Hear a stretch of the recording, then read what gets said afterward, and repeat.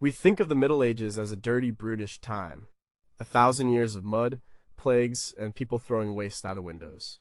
We picture Viking warriors and grim-faced peasants who ate with their hands and settled arguments with axes. And some of that is true. But it's not the whole story. What if I told you they were obsessed with politeness? What if their rulebooks for behavior were more detailed and demanding than anything we have today? They had specific instructions on how to walk, how to talk, where to spit, and even how to handle an itch in public. These rules weren't just for kings and queens in their castles. Manuals on good manners were written for children, for merchants, for anyone trying to get ahead in a world built on reputation. Why? Because in a time before social media, your public behavior was your entire profile. It showed who you were, where you came from, and where you belonged. And when you look closely at these old rules, you find something surprising. They aren't just about control. They're about respect. They're about community. They're about acknowledging the humanity of the person sitting next to you, even when you have to share a cup and a single bowl of stew. Some of these rules are charming. They reveal a world trying its best to be civilized, using the only tools it had. They remind us of a time when sharing was not a choice but a necessity, and when a small gesture of courtesy could mean the difference between being an insider and an outcast. Number 21, why was your knife not for your mouth? You sat at a long wooden table. The air was thick, with the smell of roasting meat, wood smoke, and 100 unwashed bodies. You had your own knife. You probably brought it with you. It was not a dainty serrated steak knife from a matched set. It was your personal tool. You used it to cut your meat, to spear a piece of bread, and maybe earlier that day, to mend a leather strap or defend yourself in an alley. And the number one rule was simple. You did not put that knife in your mouth. This wasn't just a suggestion, it was a command found in almost every medieval etiquette guide. The book Les Contenances de la Table, a French text from around 1480, put it plainly, don't use your knife to carry food to your mouth like a shovel. Instead, you were to use the knife to cut a manageable piece of food and then pick that piece up with your fingers. Or, if you were fancy, you might use a pointed bodkin or the tip of your knife to spear it, but the blade itself never passed your lips. Why such a fuss over a simple tool? First, there was the obvious danger. These knives were sharp. They were often pointed daggers, personal weapons, as much as eating utensils. Shoving a sharp object into your mouth, especially in a crowded, jostling hall, was a good way to slice your lip or tongue. In an age without modern medicine, even a small cut could become infected and lead to death. Practicality was paramount, but there was a deeper reason, one that gets to the heart of what the medieval world considered civilized. The great sociologist Norbert Elias, in his groundbreaking 1939 book, The Civilizing Process, argued that the history of manners is the history of increasing self-control. He saw the rule about the knife as a perfect example. A beast, an animal, or a savage would use a tool in the most direct way possible. The civilized person, however, shows restraint. You create a buffer between your animalistic urges, like hunger, and your actions. Not putting the knife in your mouth was a small but powerful signal that you were in control of your impulses. You were not a brute, you were a person of refinement. The fork had not yet arrived to solve this problem. While forks existed, they were mostly seen in Italy and viewed with suspicion elsewhere. In the 11th century, when a Byzantine princess tried to introduce the fork to Venice, a cleric named Peter Damian condemned it as an instrument of excessive luxury and a sign of moral decay. He claimed her use of this foreign tool was an insult to God, who gave us natural forks at the end of our hands. For centuries, most of Europe agreed. The fork was seen as fussy, effeminate, and unnecessary. It wasn't until the 17th and 18th centuries that the table fork became common. Until then, your knife and your fingers were it. So this rule is surprisingly charming because it reveals a deep respect for a tool. Your knife was an extension of yourself, a constant companion. You cared for it, sharpened it, and understood its power. The rule wasn't just about not hurting yourself, it was about honoring the boundary between the wild world, the knife operated in, and the personal, vulnerable space of your own body. It was a sign of mindfulness. Today, we use and discard disposable plastic cutlery without a second thought. This medieval rule reminds us of a time when people had a more intimate and respectful relationship with the few objects they owned. But what don't we know? How often did people actually follow this rule, especially when they were hungry and no one of high status was watching? Did archaeological evidence from medieval rubbish pits show a different story, with commoners ignoring the niceties prescribed in books written for the nobility?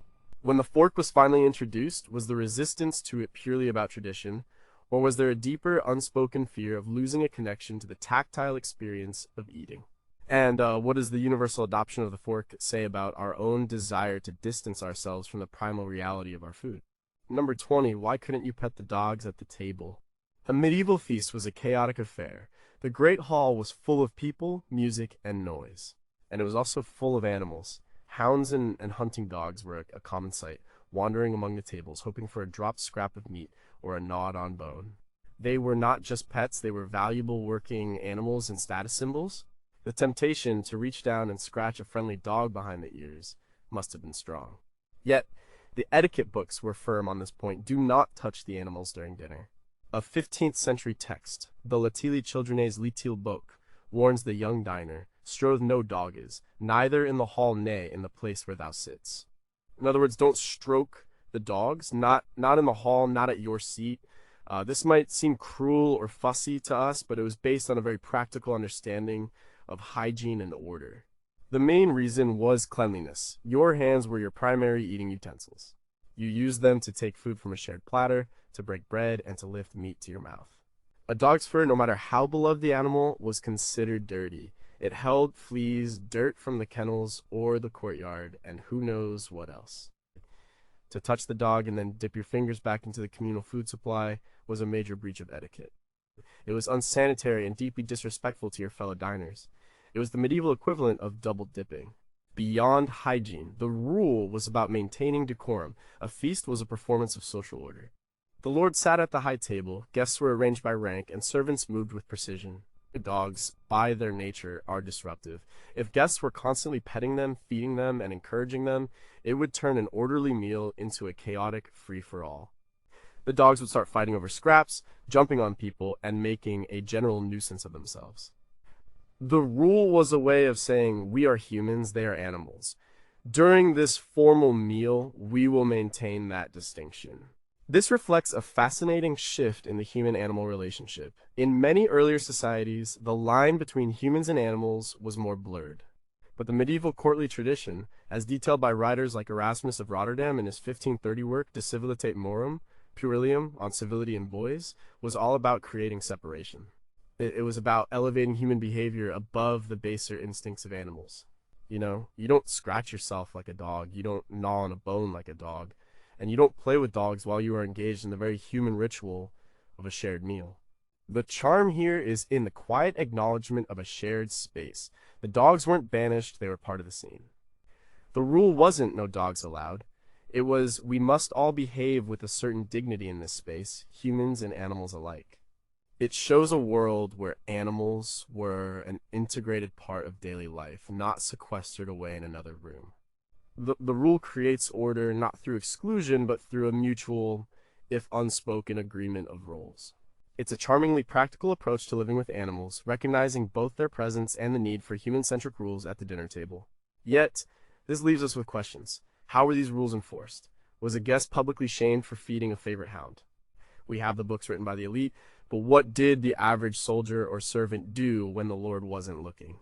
Did the types of dogs present change the rules? Was a lady's small lapdog treated differently from a massive wolfhound? And perhaps most fundamentally, was this rule about hygiene and order, or was it an early expression of anxiety about our own animal nature, a need to draw a clear line in the sand to prove our own superiority? What archaeological evidence might reveal the true diet of medieval dogs? Were they feasting on scraps from the high table or scrounging for rats in the bailey? Number 19, why did you wipe your mouth before you drank? Imagine you are sharing a single goblet of wine with 3 other people. The cup comes to you, passed down from the person of higher rank to your left. Before you take a sip, there is one critical action you must perform. You must wipe your mouth. Not after you drink, but before. This rule appears again and again in medieval conduct literature. The Book of Nurture, written by John Russell in the mid-15th century, gives explicit instructions to the butler and the guests. For the guests, the advice is clear. Wipe thy mouth full clean, whan thou wilt drinka. This wasn't about being dainty, it was a rule born from the absolute necessity of communal living. The most obvious reason was hygiene, or at least the medieval concept of it. Tables were messy, people ate greasy meats and thick stews, often with their hands. Your mouth and beard would be covered in grease and food particles. If you drank from the shared cup without wiping your mouth, you would transfer all of that grease and debris into the wine. The next person to drink would get a mouthful of your leftover dinner. It was disgusting, and it was a direct violation of the social contract. Wiping your mouth was a sign of respect for the people you were sharing with. It said, "I will not foul our common drink." This practice highlights the centrality of shared resources in medieval life. Individualism, as we know it, was not a dominant value. You shared a bench, you shared a bowl, and you shared a cup. This was true for peasants in a hut and for nobles in a great hall. The loving cup, or grace cup, was a powerful symbol of community, trust, and fellowship. It was passed around the table to seal oaths, celebrate victories, or simply affirm the bonds of the group. To contaminate that cup was to symbolically contaminate the bond itself. The act of wiping was also a visual cue. It was a public performance of cleanliness and consideration. You would take your napkin, if you were lucky enough to have one example, and make a deliberate gesture of wiping your lips. This showed everyone at the table that you were aware of the rules and that you cared about their comfort. In a society based on honor and public reputation, these small performances were everything. They were how you built trust and proved you belonged. What makes this charming is its profound sense of community. Today, we are obsessed with individual hygiene. We have our own glasses, our own plates, our own personal space bubbles. The idea of sharing a cup with strangers or even friends seems strange and unsanitary. The medieval rule doesn't try to create our modern sterile world. Instead, it creates a practical solution for a world where sharing was unavoidable. It finds a middle ground. It says, "We will be intimate and share, but we will do so with care and respect for one another." It's a small act of grace that makes communal living possible. It's a solution focused on making sharing work, rather than avoiding it altogether. But this raises so many unanswered questions. What did people without a napkin use? At a sleeve? The back of their hand? Did the quality of the wiping vary with social status, a noble's clean linen versus a commoner's rough spun tunic? Medical historians wonder if this practice, while well-intentioned, actually did anything to stop the spread of disease, or if the shared cup was a primary vector for illness regardless. But how did people react when someone forgot to wipe? Was there a silent judgment, a whispered comment, or a public rebuke? And as individualism began to rise during the Renaissance, was the decline of the shared cup a cause or a symptom of a society that was beginning to value the self over the group? Number 18, how could praising bad food be a virtue? You are a guest in a lord's castle. The stew is thin, the bread is stale, and the meat is tough. Your modern instinct might be to complain, to post a one-star review, or at least to make a sarcastic comment to your neighbor. But in the medieval world, your duty was clear. You must praise the food, loudly and sincerely. Etiquette manuals were very specific about this. A guest had an obligation to be gracious, and that obligation extended to the quality of the meal. In the Book of the Civilized Man Urbanus Magnus, a 13th century text by Daniel of Beccles, the author advises the reader to praise the host's feast regardless of its quality. To do otherwise was an insult of the highest order. Finding fault with the food was not a reflection on the cook, it was a direct criticism of the host's wealth, generosity, and social standing. This rule was rooted in the precariousness of medieval life. Food was not a guarantee. A bad harvest, a long winter, or a war could mean the difference between a feast and a famine. To provide a meal for guests was a significant act of generosity and a display of power. The food on the table represented the host's ability to provide and protect. To criticize it was to suggest he was failing in his fundamental duties as a leader and a provider. It could be interpreted as a political challenge. Furthermore, the host's-guest relationship was sacred. It was governed by ancient laws of hospitality that demanded mutual respect. The host was obligated to provide food and shelter, and the guest was obligated to be grateful and cause no trouble. This bond was one of the core pillars of the social order. Criticizing the food was a violation of this sacred trust. It turned a gesture of peace and alliance into an occasion for conflict. The 12th century writer John of Salisbury noted that even uttering a word of complaint at table could be seen as an act of treachery. The performance of praise was also part of the social theater of the feast. And a good guest helped create a positive and celebratory atmosphere. By praising the food, you were contributing to the host's honor. You were helping to affirm his status in the eyes of everyone present. This was particularly important if other high-ranking guests or rivals were at the table. Your praise was a tool of social cohesion, helping to smooth over potential tensions and reinforce the existing hierarchy. The charm of this rule lies in its focus on gratitude over personal satisfaction. It prioritizes the relationship and the social bond above the quality of the meal. It reframes the act of dining together not as a consumer experience to be rated, but as a shared ritual of community. We live in an age of constant criticism, where everyone is a food critic. This medieval rule suggests a different path, one where the kindness of the gesture is more important than the perfection of the product. It's about appreciating the effort, not just the result. It is an etiquette of empathy. But what happened when the food was truly terrible, or even spoiled? Was there a subtle, non-verbal way to signal a problem without causing an insult? We have the prescriptions from the etiquette books, but we have few records of what people actually said in the moment. How did a host differentiate between sincere praise and obligatory flattery? Did this culture of mandatory praise sometimes lead to disastrous consequences, with hosts unknowingly serving tainted food because no one dared to speak up? And does our modern obsession with brutal honesty in our reviews come at the cost of the social grace and communal bonds that this medieval rule sought to protect? Number 17, why was breaking bread better than cutting it? At a medieval table, bread was not a side dish. It was central. It was used as a plate, a trencher, a spoon to sop up juices, and a substantial part of the meal itself. But how you handled that bread was critically important. You did not take a knife and slice off a piece from the main loaf. You broke it with your hands. This custom was ancient and deeply symbolic. The most powerful layer of meaning came from Christianity. At the Last Supper, as described in the Gospels of the New Testament, Jesus took bread, and when he had given thanks, he broke it and gave it to his disciples. This act became the cornerstone of the Christian Eucharist, or Holy Communion. For centuries, the image of breaking bread was synonymous with fellowship, community, and sharing in a sacred meal. Every time a person broke bread at the dinner table, they were, consciously or not, echoing this profound religious ritual. To cut the bread with a knife would be to violate the symbolism. It would turn a communal act into a sterile, individualistic one.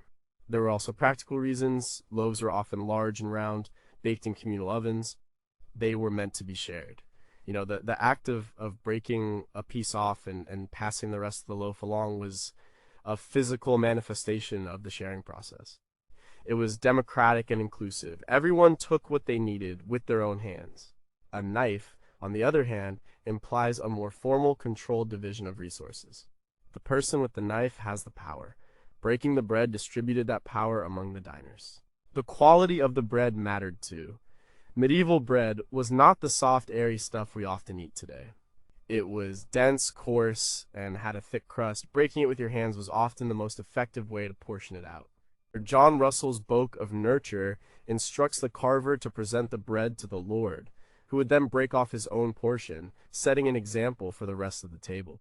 This rule is charming because it is so elemental. It connects a simple physical act, tearing a piece of bread, to a deep well of cultural and spiritual meaning. It reminds us that the most basic gestures can carry the most weight. In our modern world, we often prefer things to be neat, precise, and individually wrapped. The act of breaking bread is a little messy. It creates crumbs. It's imperfect. But in that imperfection lies its beauty. It's a tangible representation of community, a shared experience that is both physical and symbolic. It's a reminder that we are all nourished from the same loaf. But this tradition raises some fascinating questions. You know, in a society so conscious of hierarchy, how was the act of breaking bread truly managed? Did the highest ranking person always get to break off the first and best piece? We know about upper crust, the term for the softest part of the loaf given to the nobility, but how was this negotiated in the moment? Were there disputes over the loaf? And as society became more secular, did the religious symbolism of breaking bread fade, turning a sacred act into a mere habit? We see the instruction in the books, but what was the emotional experience of the peasant for whom this bread was the bulk of his daily calories? Did he feel the weight of its symbolism, or was it just food? Number 16, what did your hands say about you before the meal? Before a medieval feast began, a crucial ritual took place. It didn't involve a prayer or a toast, but something far more practical: hand washing. This wasn't a private affair done in a separate room. It was a public performance, a key part of the ceremony of the meal. Servants, known as ewerers, would move among the guests carrying a ewer, a pitcher of water, a basin to catch it, and a linen towel. They would pour a stream of scented water, often infused with rose petals or other herbs, over the hands of each guest. The guests would wash, dry their hands on the communal towel, and only then would they be ready to eat. This was not just for the Lord and his family, it was an expectation for all honored guests. The Household Book of Edward IV, from the late 15th century, outlines the specific duties of the ewerer of the hall, showing how formalized this process was. The primary reason for this was, of course, hygiene. People ate with their hands. Forks were not in common use, and spoons were typically only for soups and pottages. Your fingers were your fork. Given the general lack of sanitation in daily life, washing hands before touching food that others would also be handling was a basic, if not entirely effective, form of germ control. It was a way to remove the most visible dirt from your hands before you plunged them into a shared platter of meat. But the ritual was more about social symbolism than scientific sanitation. The public nature of the act was key. It was a way of demonstrating to everyone that you were clean and therefore fit to join the communal meal. It was a gesture of respect to your host and your fellow diners. By washing your hands, you were showing that you were civilized, that you understood the rules, and that you would not contaminate the shared food. It was a social purifier as much as a physical one. The quality of the water and the towel also served as a status symbol for the host. A wealthy lord would have warm, scented water and fine linen towels. A lesser host might offer cold water and rougher cloth. The very act of providing this service was a display of wealth and attentiveness to the comfort of his guests. For the guests, participating in the ritual was an acknowledgement of the host's status and generosity. This rule is charming because it transforms a mundane act of hygiene into a beautiful and meaningful ceremony. We wash our hands today out of a private fear of germs. We do it quickly, often thoughtlessly, in a bathroom. The medieval ritual made hand washing a shared public moment of preparation. The scented water and the shared towel created a sensory experience that bonded the group together. It was a quiet moment of transition, marking the shift from the outside world to the sanctified space of the dinner table. It was a gesture that said, we are all entering this meal together, clean and ready to share. Still, we are left to wonder about the details. What did people do in less formal settings, in a tavern or a peasant's hut? Was hand washing still practiced, or was it a luxury of the elite? We know that physicians of the time, influenced by the works of Galen, believed in miasmas or bad airs, but their understanding of contagion was limited. How much did they truly believe the water was cleaning them in a medical sense versus a purely social or spiritual one? Did guests ever refuse the hand washing, and what would the social consequence be? And what was the life of a ewerer like, a servant whose entire job revolved around this single, repetitive, yet symbolically crucial act of purification? It's number 15, why was looking at your neighbor's plate so rude? You are seated at a crowded medieval table. The platters of food are being passed around, and you are curious. What did the person next to you manage to get? Did they get a better piece of meat? A larger portion of the pie? Your instinct is to glance over. But according to medieval etiquette, this was a serious mistake. The rule against staring at another person's food was surprisingly strict. Medieval conduct books often framed it in terms of greed and envy. To look at someone else's plate was to suggest that you were dissatisfied with your own portion and that you coveted what they had. The Baby's Book, a 15th century text aimed at teaching manners to young squires, advises, cast not your eye over the plate of your fellow diner. It was seen as a sign of a grasping, gluttonous nature. This rule speaks to the intense social anxiety that surrounded food and status. In a hierarchical society, the food you were served was a direct reflection of your social standing. The best cuts of meat, the finest white bread, and the most exotic spices were reserved for the Lord and his most important guests at the high table. Further down the table, the food became plainer and the portions smaller. Your plate was a public declaration of your worth. To stare at someone else's was to question the social order itself. It was like asking, why do they deserve that when I don't? This was a dangerous question to ask, even with just a glance. The rule was also about creating a sense of personal space and dignity in a very public and crowded environment. dining was not a private act. You were in close quarters sharing bowls and cups. The small portion of food on your trencher was one of the few things that was truly yours. For someone to stare at, it was an invasion of that small personal space. It was intrusive and judgmental.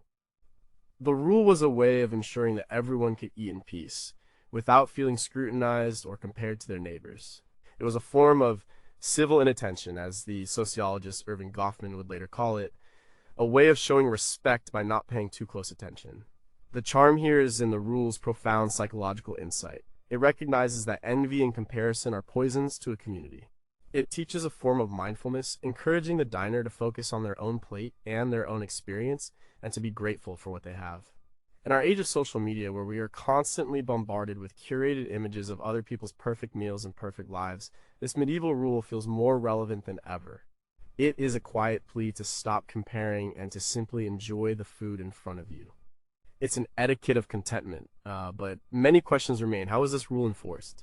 A stare is a subtle thing. Was it the kind of offense that would be called out publicly, or would it just be noted and held against the offender's reputation?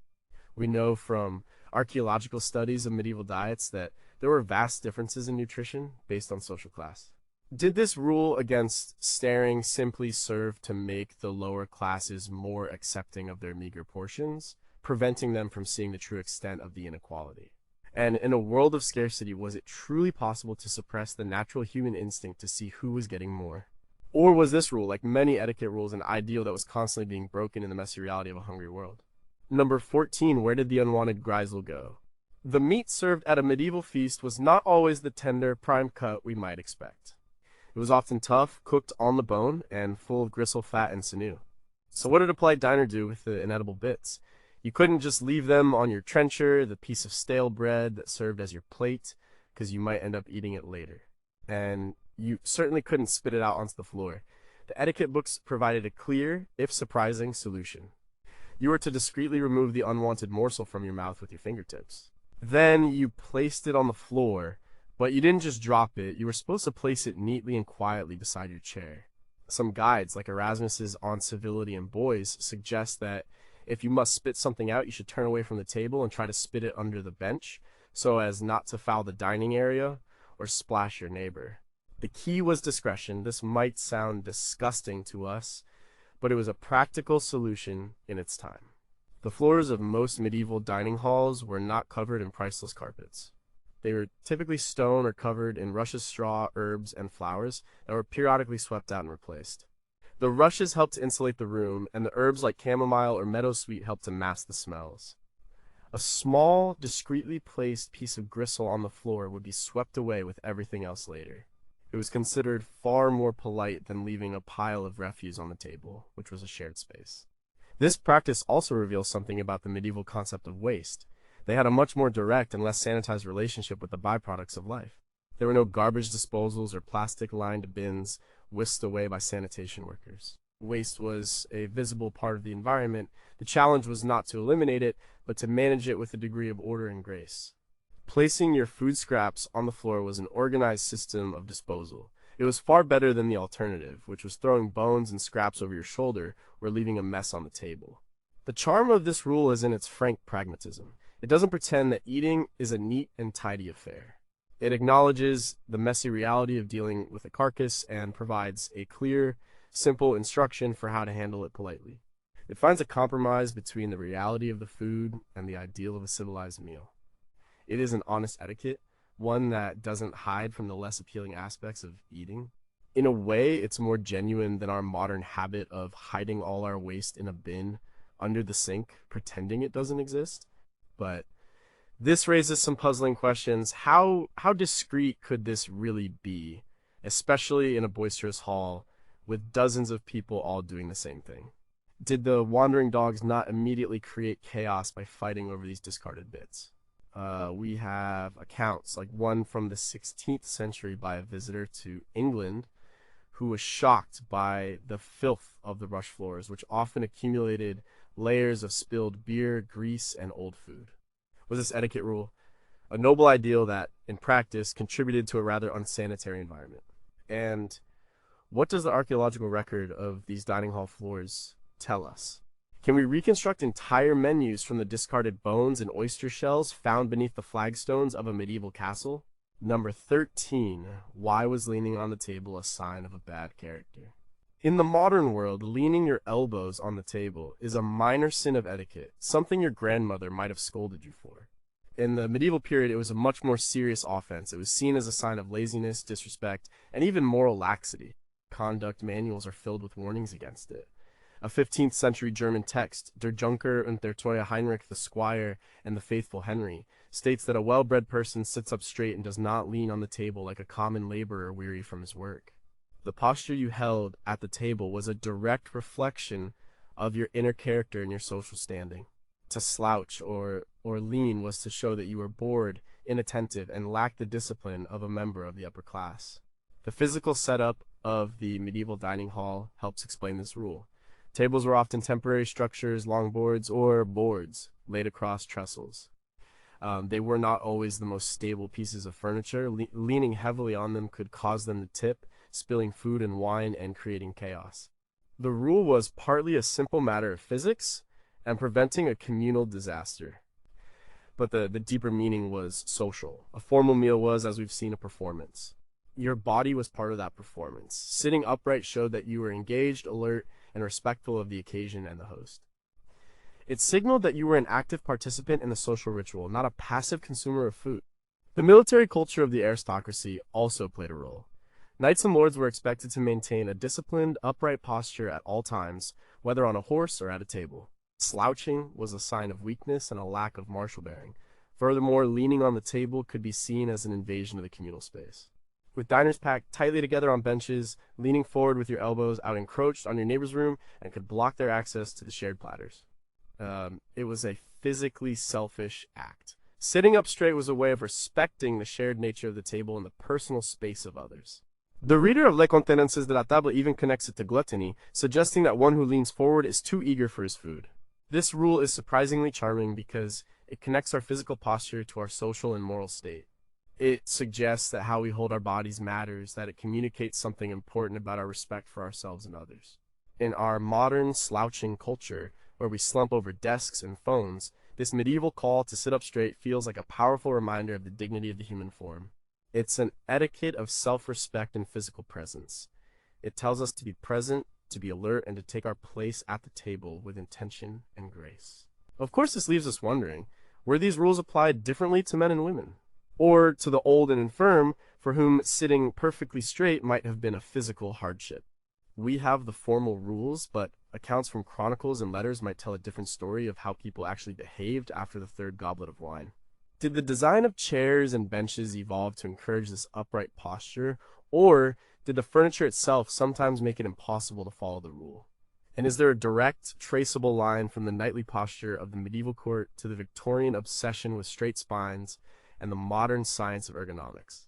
Number 12. How did you share a cup without sharing sickness? We've already seen the rule about wiping your mouth before drinking from a shared cup. But the very act of sharing a cup itself is a fascinating piece of medieval etiquette. In a world acutely aware of social hierarchy, the loving cup, or pacum caritatis, was a powerful tool for building fellowship and temporarily erasing social distinctions. But how did it work in practice? The ritual often began with the host. After the meal, a large, often ornate goblet filled with spiced wine would be brought to the high table. The host would stand, take a sip, and then pass it to the most honored guest on his right.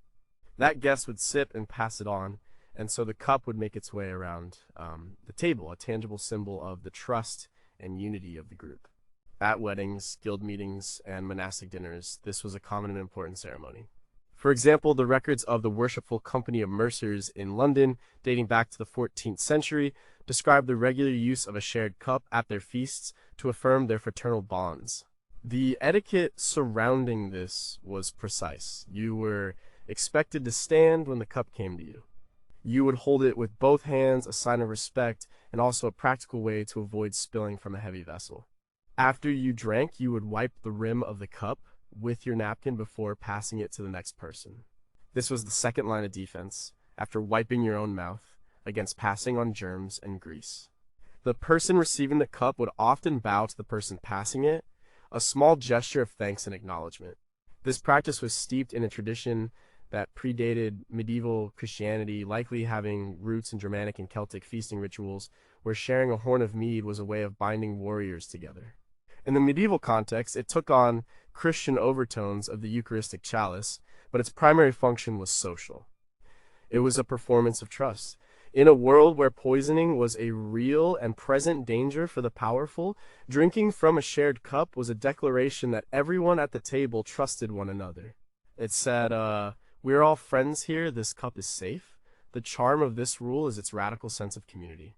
It runs completely counter to our modern sensibilities about hygiene and personal property. It forced a moment of intimacy and vulnerability. For a brief moment, the Lord and his lowest-ranking guest at the table were connected by the same physical object, drinking from the same vessel. It was a powerful social leveler. It's a beautiful idea that the act of sharing a drink could be a carefully choreographed ritual designed to build trust and overcome the rigid social barriers that defined every other aspect of life. But the questions are stark. How much did this practice contribute to the spread of disease? In an era of plagues and rampant infections, a shared cup seems like a terrible idea from a modern epidemiological perspective. Did people at the time make a connection between shared cups and illness, or was disease simply seen as an act of God, unrelated to such practices? We know from skeletal analysis that diseases like tuberculosis were common. Was the loving cup a culprit? Furthermore, what happened if someone refused to drink? Was it seen as a mortal insult, a declaration of distrust and enmity? We have romantic accounts of the tradition, but how often did it go wrong, ending in a drunken brawl or a political schism rather than fellowship? Number 11. Why was scratching an itch a social crime? Everyone gets an itch. It's a basic human sensation.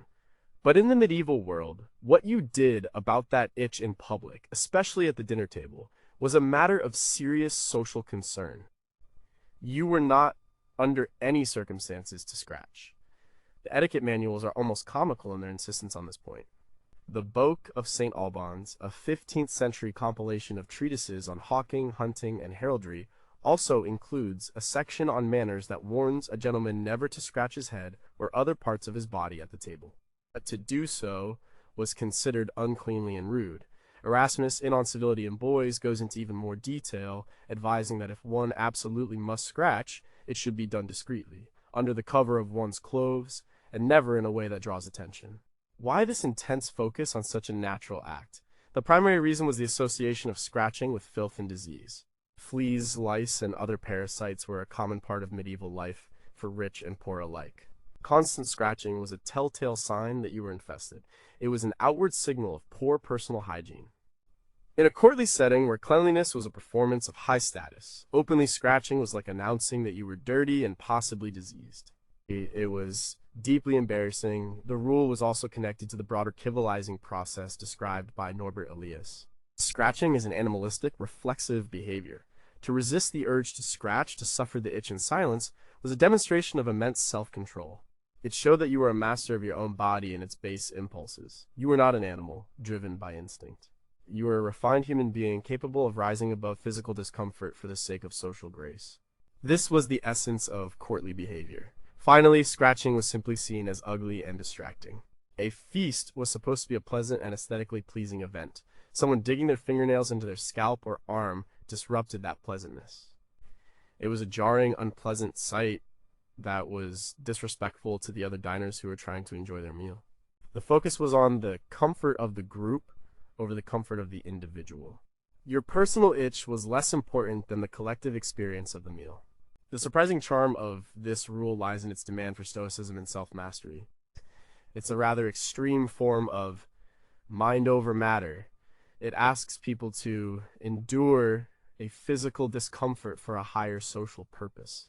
While it seems harsh, there is a certain dignity in it. It suggests a world where people were expected to be tougher, to have a greater command over their physical selves. It is the polar opposite of our modern culture, which prioritizes individual comfort above all else.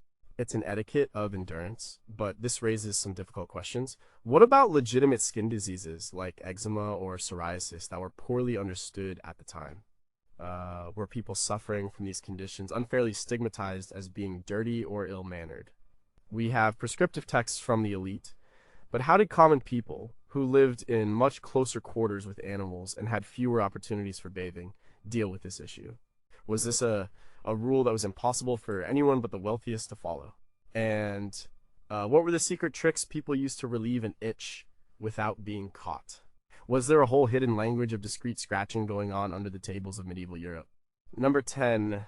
What was the salt cellar's secret message? Salt was a precious commodity in the Middle Ages. It was a preservative, a flavoring, and a symbol of wealth. It was so valuable that Roman soldiers were sometimes paid in it, the origin of our word, salary.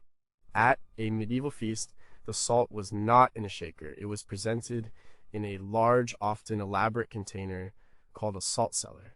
And where you sat in relation to that salt cellar said everything about who you were. The salt cellar, often crafted from silver, pewter, or even gold, was the great divider of the medieval table. It was placed in the center of the high table, near the host.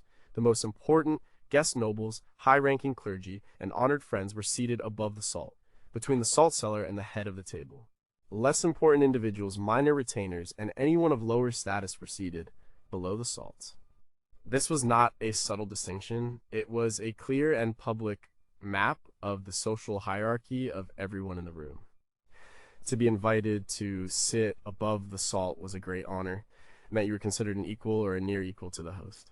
It gave you access to the best food and the host's direct conversation. To be placed below the salt was a clear signal of your inferior status. The food was plainer, the wine was of a lesser quality, and you were socially and physically distant from the seat of power. The 16th century writer Thomas Nashi referenced this in his work, noting that the poor were left to sit below the salt. The etiquette of using the salt was also specific. You would not use your fingers to take salt from the cellar.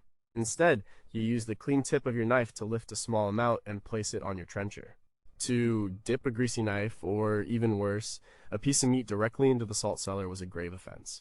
It would contaminate the precious salt for everyone else. The salt, like the loving cup, was a shared resource that had to be treated with immense respect. This practice is charming because of its stark symbolic clarity. In a world with few written records for the common person, social status had to be performed visually and publicly. The salt cellar was a brilliant piece of social theater. It made the invisible hierarchy of the society visible to all. There was an honesty to it. You knew exactly where you stood. It's a far cry from our modern world with its subtle and often confusing social cues. The salt cellar didn't whisper about your status. It declared it for all to see. But what an uncomfortable system it must have been. This raises serious questions about the emotional impact of such a rigid public ranking. What did it feel like to be a young knight or a visiting merchant waiting anxiously to see on which side of the salt you would be placed? We have the rules, but what about the disputes? Did arguments and even duels ever break out over a seating arrangement? Historical records from the court of Louis XIV of France, though later, are filled with intricate battles over who got to sit on which type of stool, showing how seriously these matters were taken. And as society changed and a new merchant class began to rise, did the salt cellar become a major point of tension, a battleground between old hereditary nobility and new money? Number 9, why was a runny nose a moral failing? In the Middle Ages, a handkerchief was a rare luxury item. For most people, when your nose ran, you had two options: your sleeve or your hand. Medieval etiquette had a very strong opinion on which you should choose. The consensus in the conduct books was that using your hand was preferable to using your sleeve. The 15th century German poem Von den Sitten on manners instructs the reader to wipe his nose with his hand and then wipe his hand on his clothing somewhere discreetly. The reason was simple: the sleeve was too close to the shared food on the table.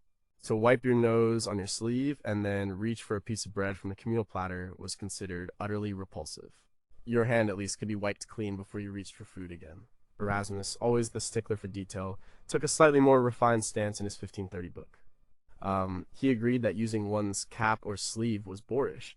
He suggested that if a person must use their fingers, they should immediately turn away and wipe them on their tunic.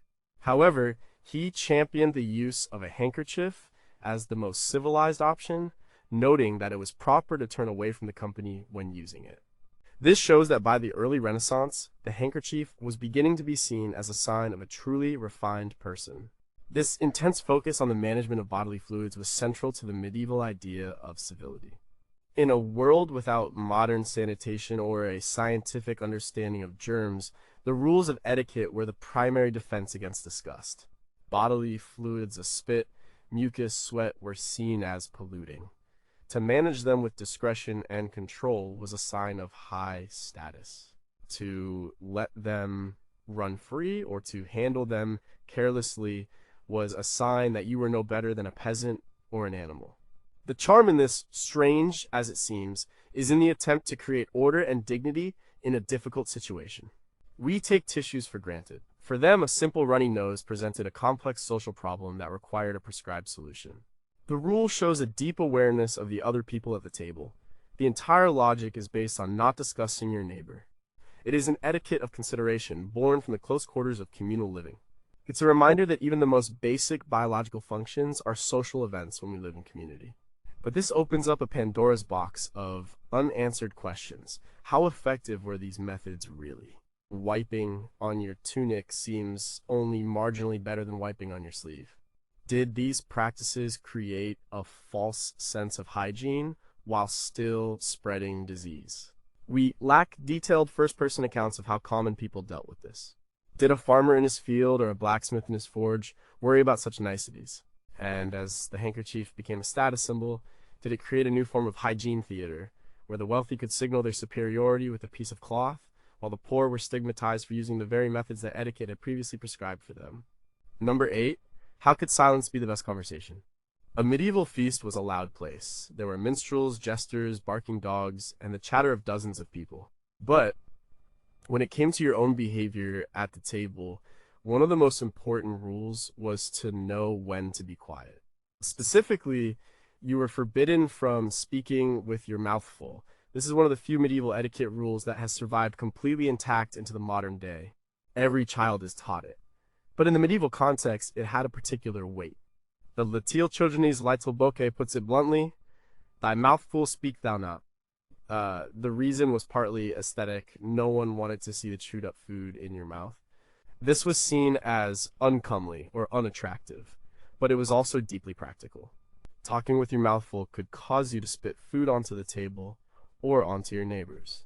In a setting where food was served on shared platters, accidentally spitting into the communal dish was a horrifying breach of conduct. It would ruin the food for everyone. The rule was a critical piece of social hygiene, ensuring the integrity of the shared meal. Beyond the practical, there was a moral dimension. To speak while eating was seen as a sign of gluttony and a lack of self-control. It suggested that your desire to speak was so overwhelming that you couldn't even wait to swallow your food. A person of refinement and discipline, on the other hand, would eat calmly, swallow, and only then contribute to the conversation. It was a matter of pacing and decorum. The 13th century Franciscan writer Gilbert of Tournai linked good table manners directly to a person's spiritual state, implying that a chaotic diner had a chaotic soul.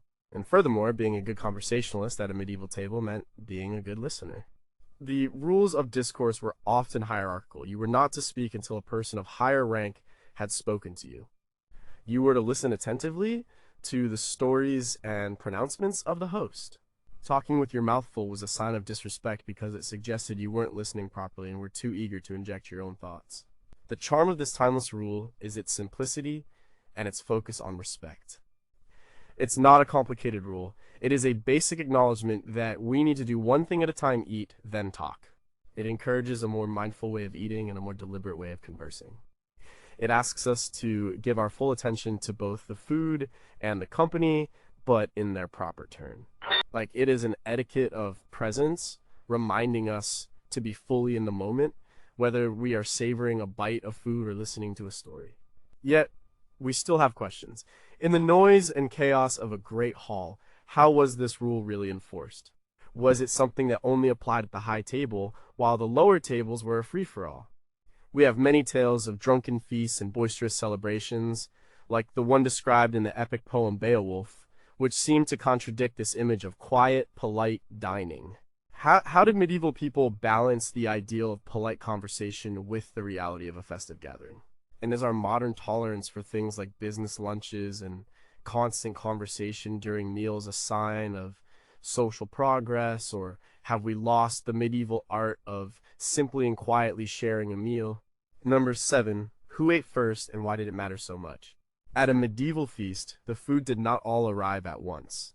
It came in courses, and within each course, a strict and visible order of service was followed.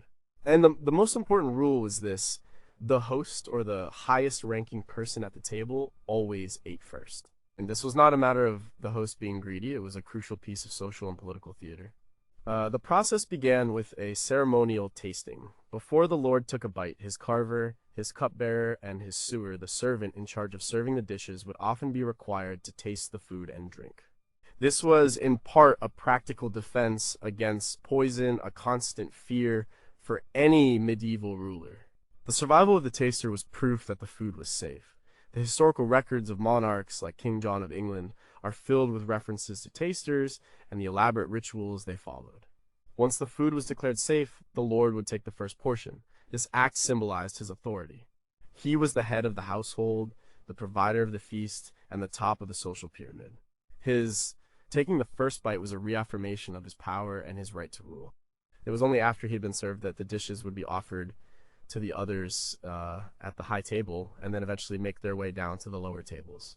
This procession of food was a physical manifestation of the feudal hierarchy, flowing downwards from the source of power. This rule also served as a gesture of generosity. By eating first, the host was essentially declaring the feast open and giving his permission for everyone else to eat. It was an act of hospitality. It showed that he was personally vouching for the quality and safety of the meal he was providing for his guests. His participation was a guarantee. The charm of this rule is in its powerful symbolism. It turns the simple act of eating into a declaration of leadership, responsibility, and trust. The host isn't just eating, he is performing his role as protector and provider. In a world that could be violent and unpredictable, this ritual provided a moment of order and reassurance.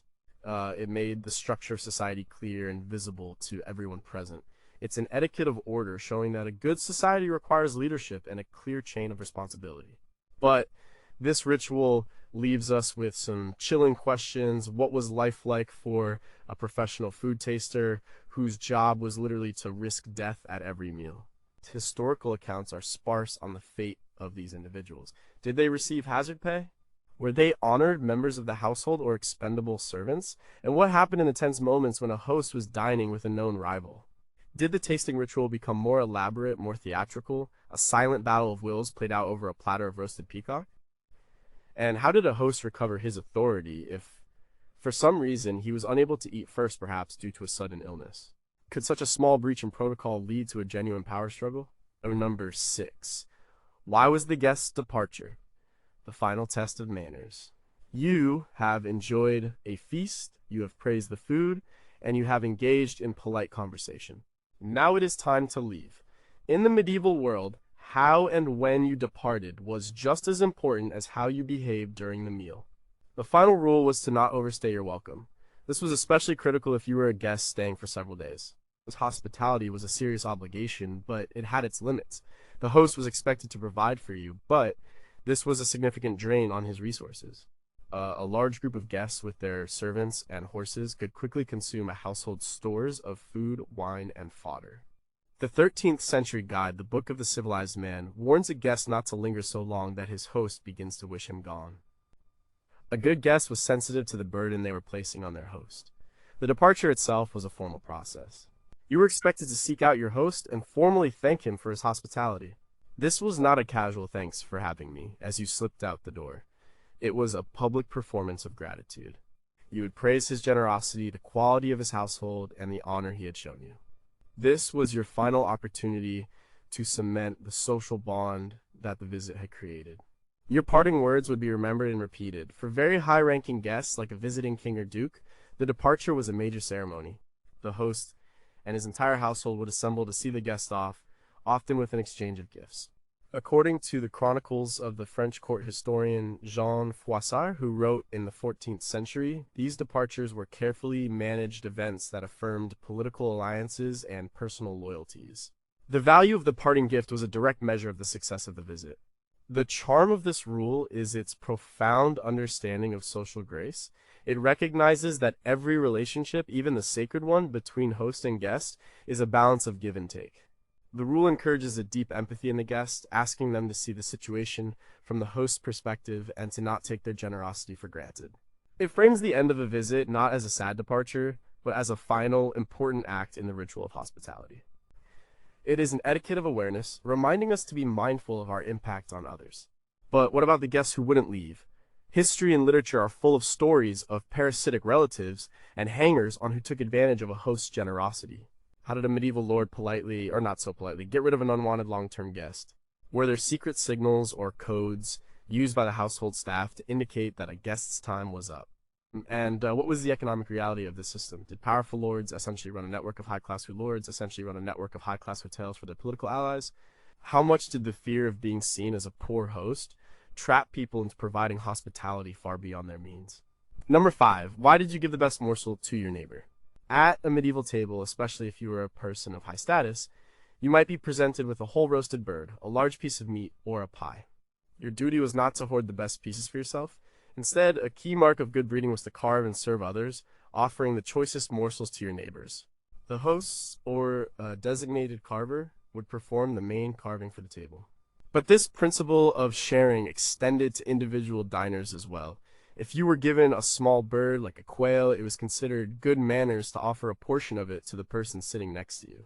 And John Russell, in his Bouquet of Nurture, gives detailed instructions on how a gentleman should carve for others, showing that this was a highly valued skill. He advises on how to break that deer and unlace that coney rabbit, all for the benefit of the company.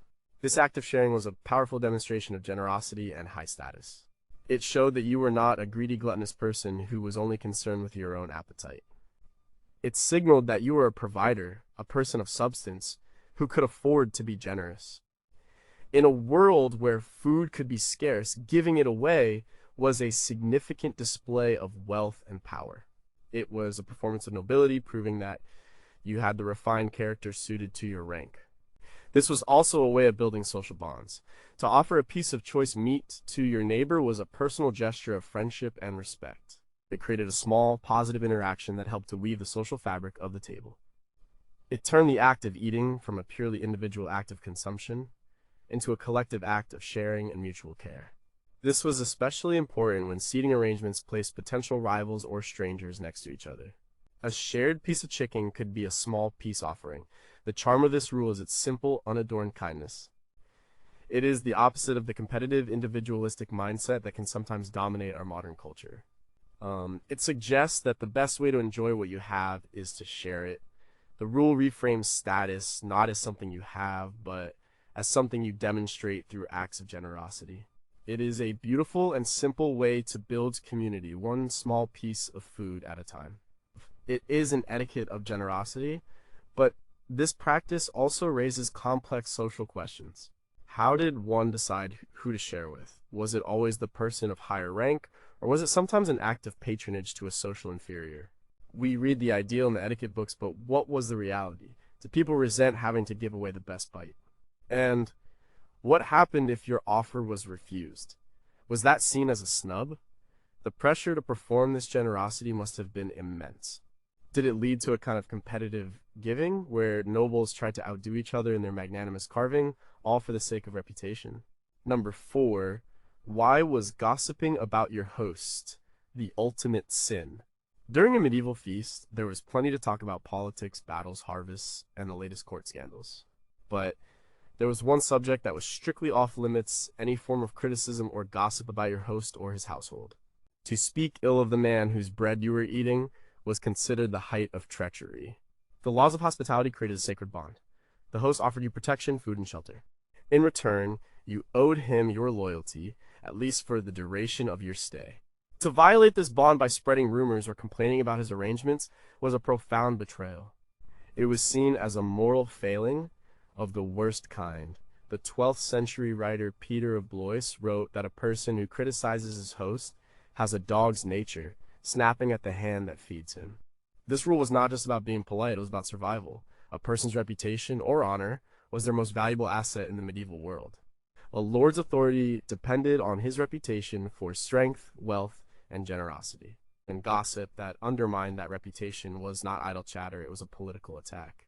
A guest who was caught gossiping could be accused of being a spy or a saboteur, trying to weaken the host in the eyes of his allies and enemies. The consequences could be severe, from being banished from the court to imprisonment or worse. The prohibition extended to everything. You didn't complain that your bed was lumpy. You didn't whisper that the wine was watered down. You didn't make fun of the host's wife or children. You presented a front of complete contentment and gratitude. This was part of the performance of being a good guest. Your role was to contribute to the honor of the household, not to detract from it. The charm of this rule is its emphasis on loyalty and the sanctity of the private sphere. It suggests that a person's home should be a safe space, a sanctuary from the criticism and judgment of the outside world. It asks us to suspend our critical faculties and simply accept the hospitality offered with grace and gratitude. In our modern era of instant online reviews for everything, where every guest is a potential critic, this medieval demand for absolute loyalty to your host feels like a radical call for kindness and discretion. It is an etiquette of trust, but this raises some troubling questions. Did this rule of silence create an environment where powerful but abusive hosts could act with impunity? If a guest witnessed injustice or cruelty within a household, did the laws of hospitality force them to become complicit through their silence? We know that medieval courts could be dangerous places full of intrigue and violence. How did this rule square with a person's own moral code or their duty to a higher authority, like a king or the church? And what were the subtle, non-verbal ways that a guest could signal their displeasure or warning to others without breaking the explicit rule against gossip? Was there a whole language of raised eyebrows and meaningful glances that we can no longer decipher? Number 3, what did your sleeves have to do with your supper? Medieval clothing for the wealthy could be extravagant. One of the most prominent features of high-status fashion from the 14th century onwards was the long flowing sleeve. These sleeves, known as pendant or hanging sleeves, could be so long that they trailed on the floor. They were a conspicuous sign of wealth. You clearly didn't do any manual labor if you could wear sleeves like that. But they presented a major problem at the dinner table. The rule was simple and absolutely essential: keep your sleeves out of the food. It sounds obvious, but with sleeves that long and tables crowded with shared dishes, it was a real challenge. Dragging your magnificent but unwieldy sleeve through a communal bowl of stew or across a platter of meat was a catastrophic failure of etiquette. It was messy, unhygienic, and disrespectful to everyone else at the table. It soiled your expensive clothes and contaminated the shared food in one clumsy motion. Etiquette guides and illustrations from the period sometimes showed diners carefully rolling up or knotting their sleeves before a meal. For some garments, the pendant part of the sleeve was actually a separate piece of cloth, a tippet, that could be detached or thrown back over the shoulder to keep it out of the way. The need to manage one's sleeves required constant awareness and physical control. It was another way of demonstrating your refinement. A clumsy person would constantly be making a mess, while a graceful courtier could manage their extravagant clothing with ease. This seemingly trivial rule is a fascinating window into the material culture of the Middle Ages. It shows how fashion and manners were deeply intertwined. The clothing was designed to signal status, but it then required the wearer to develop a new set of physical skills and etiquette rules to manage it. Your ability to eat cleanly while wearing impractical clothing was a performance of your sophistication. The charm of this rule is its connection to the physical world. It's not an abstract moral principle. It's a practical problem that needs a physical solution. It reminds us that etiquette is not just about what you say, but about how you move your body and interact with the objects around you. It's an etiquette of physical grace, a small ballet performed at the dinner table. It shows a world where people were deeply conscious of their clothing, not just as a covering, but as an active participant in their social life, an obstacle to be overcome with elegance. But what don't we know? How did the fashion for long sleeves actually start? Was it a purely aesthetic choice, or did it have some other symbolic meaning we've lost? We have the rules for the wealthy, but what about the working classes who wore more practical clothing? Did they have their own set of etiquette rules related to their work garments? And can we see in the archaeological record evidence of this problem in, for example, food stains preserved on the sleeve fragments of surviving medieval garments? What did the rise of more tailored, less flowing fashions in the later Renaissance do to the rules of table manners? Did the fork become popular partly because It was a cleaner tool to use when wearing elaborate lace cuffs. Number 2, why was your spoon the loneliest utensil? At a typical medieval meal, you had your knife and you had your hands. But what about soup, pottage, or sweet custards? For these, you had a spoon, yet the spoon occupied a strange and lonely place in the medieval utensil hierarchy. The rules surrounding its use were very specific. First, you often had to bring your own. Just like the knife, a spoon was a personal item. A wealthy host might provide spoons for his guests, but it wasn't a guarantee. Inventories of medieval households, like that of the English knight Sir John Fastall from the 15th century, list dozens of silver spoons, indicating they were valuable personal possessions. To be given a spoon at birth, often from a godparent, the origin of being born with a silver spoon in your mouth, was to be given a valuable asset for life. The etiquette for using the spoon was precise. You did not leave your spoon in the shared serving bowl. This was a major offense. It was unsanitary, as your spoon had been in your mouth, and it was inconvenient for the next person. You were to fill your spoon from the main dish, bring it to your own bowl or trencher, and eat from it there. You never ate directly from the large communal pot. Furthermore, you did not slurp or make noise with your spoon. This was considered churlish or peasant-like. A person of good breeding ate their soup silently.